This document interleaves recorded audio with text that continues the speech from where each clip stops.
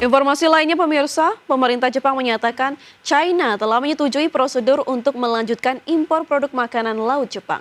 Langkah ini menandai berakhirnya larangan perdagangan selama hampir 2 tahun sebagai buntut protes keras China kepada Jepang yang membuang air limbah olahan dari pembangkit listrik tenaga nuklir Fukushima yang lumpuh pada tahun 2023 ke perairan yang berdekatan dengan perairan China.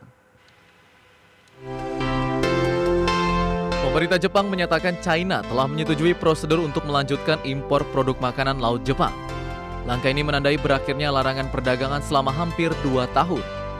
Kementerian Pertanian Jepang mengungkapkan pejabat dari Kementerian Pertanian Kehutanan dan Perikanan Jepang dan Bea Cukai China mencapai kesepakatan selama pertemuan di Beijing pada hari Rabu lalu.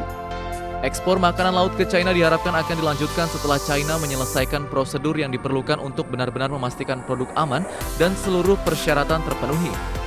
Administrasi Umum Bea Cukai China mengatakan bahwa kedua negara membuat kemajuan substansial setelah putaran pembicaraan lain tentang perdagangan produk akuatik Jepang.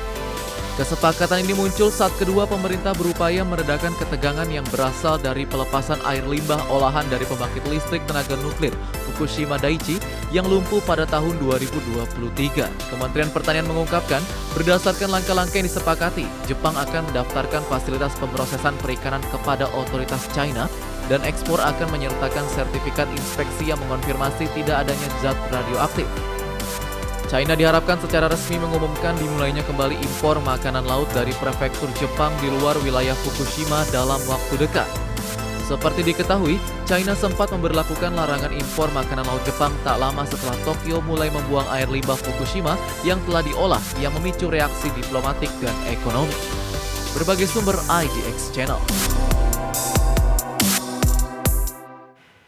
Dan pemirsa, sebelum kita akhiri sesi ataupun market bus di hari ini, kami akan ajak Anda untuk melihat posisi indeks harga saham gabungan di 30 menit pertama perdagangan, di mana hingga pukul 9.26 waktu Indonesia Barat, IHSG terpantau turun lebih dari 1%, 1,39% ke level 7.076, atau meninggalkan level terakhir di 7.100-an pada perdagangan Rabu pekan lalu. Sementara dari sisi sektoral, transportasi tercatat menguat sendirian, ini pemirsa naik 0,21%, sementara sektor keuangan menjadi sektor dengan penurunan terdalam dengan koreksi 1,51%. Ya, dari sisi top gainers atau saham-saham mengalami kenaikan tertinggi ada dari Antam, ada Cuan, Bumi dan juga PEK. Dan dari sisi top losers ada dari INDX, ada Medco, BBRI dan terakhir ada BBCA.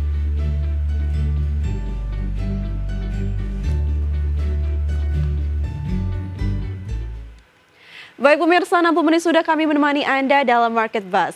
Semoga pembahasan hari ini dapat menjadi referensi dan sumber informasi untuk Anda. Dan tetap perbarui terus informasi Anda hanya di IDX Channel, your trustworthy and comprehensive investment reference. Dan jangan lupa saksikan program IDX Precision Closing yang tayang pada pukul 12 waktu Indonesia Barat. Dan pemirsa, karena urusan masa depan harus terdepan, aku investor saham, saya Fajar Royan dan rekan saya Vina Munawar, terima kasih dan sampai jumpa.